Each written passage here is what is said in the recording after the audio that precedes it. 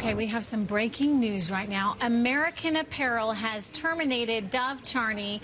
I want to head out to Julie Hyman at the breaking news desk. You know, Julie, this is a guy who was under a ton of fire from the board. They did not want him there. They ousted him as CEO and really cited some alleged misconduct, going back years, and really cited him as being a problem for the company. We're now learning that they are terminating him. They had been conducting, of course, an investigation into his behavior. And they're still not giving a lot of information as to the exact details of that behavior. But remember, this all started back in July. As you say, he was ousted from the company. He was kept on as a sort of special advisor. It seemed like there was an in-between sort of limbo role for him as the company figured out legally what it was going to do next. So they did this internal investigation. As you say, now the company is saying, based on this investigation, the special committee determined that it would not be appropriate for Mr. Charney to be reinstated as CEO or as an officer or employee of the company.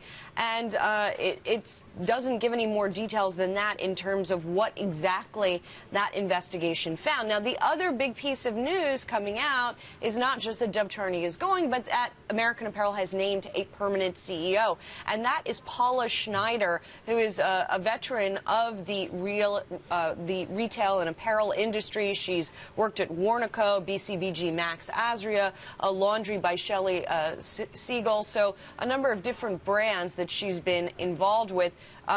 Frankly, I don't know that much more about her except for the resume that's here. But as you know, Trish, American Apparel had been struggling. And so we'll see here if she's able to come in here and turn it around without the assistance of Charney, who built the company. As you joked recently, now he's free to go head up Abercrombie, I guess.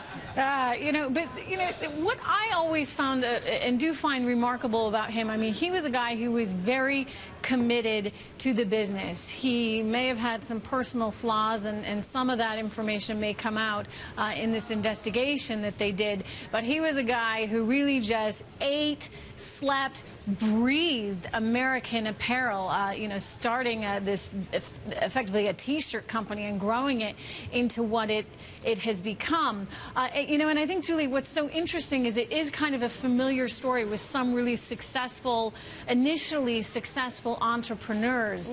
They're just sort of tunnel visioned. That was him. And they may be very committed, but they may also have these sort of personal flaws. And again, we'll learn more as the results of that investigation come forward.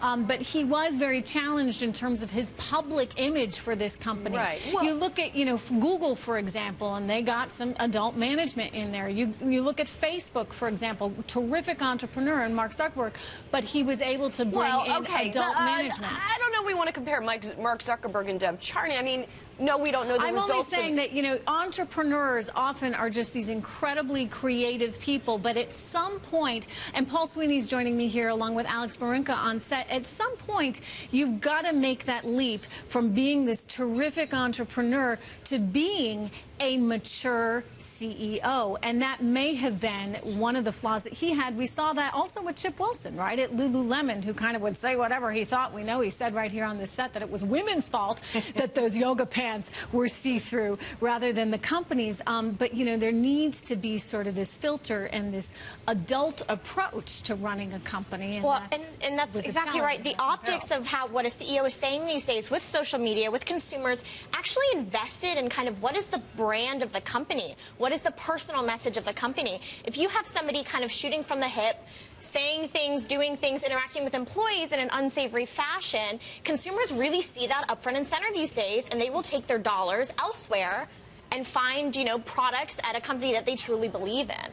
His alleged behavior almost seemed to have been less of an issue for American Apparel's board, however, I'll point out, during the days when the company was doing well. It was interesting that once retail started to go through all the challenges it went through, suddenly the board awakened to, okay, is this guy a liability here? And obviously they concluded that, in fact, he was. Yeah, I think, rising sales on a rising or steady stock price will, salve a lot of wounds here. But I think once things turn sideways, it gives the boards, I think, a little bit of cover, if nothing else, to take a look at some other behavior, some other issues. He was able to get funding to come in and purchase a bigger stake. When I spoke to some members of the board initially, and I raised this issue with them, how is it that you were able to keep this guy on as long as you did, despite all of these allegations? Why was it not an issue back then, but suddenly is an issue when sales are looking weak? And they made the point that he was such a strong force in the company. He owned such a large portion of the company, more than 50%, that it made it extraordinarily difficult for them to separate. And now we're at a time where teen retailers are especially challenged. You've seen it with Abercrombie, with American Eagle, with Aeropostale. So in this, company also goes for that same subset.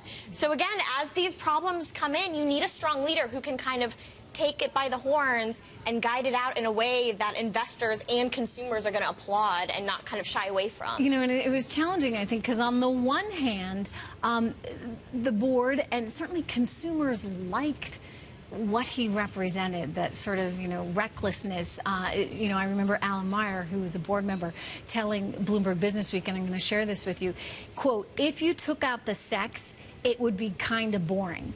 If you took out the idealist component, sweatshop free, it would just be kind of sleazy. But you put the two of them together and you have something that's interesting. It's edgy, but it's also strangely wholesome at the same time." And this is what Dov Charney was sort of trying to bring to the business.